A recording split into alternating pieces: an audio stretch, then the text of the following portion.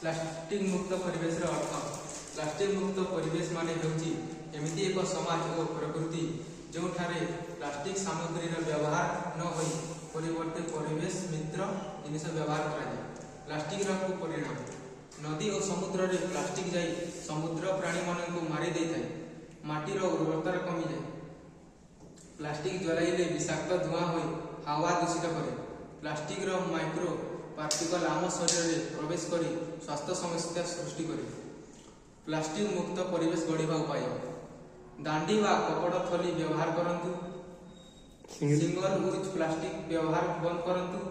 Bamboo लोहा वा काठर जिनिस व्यवहार करंतु। पुनः चक्रावर्तन करंतु। अपचय प्रबंधन व्यवस्था करंतु। सचेतनता अभियान चलांतु। प्लास्टिक मुक्त परिवेश होची सुस्थ जीवन और सुंदर पृथ्वी पर आवश्यक।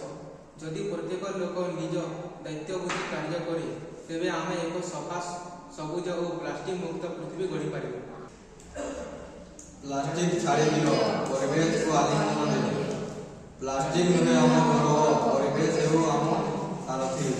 प्लास्टिक बंद पृथ्वी खुशी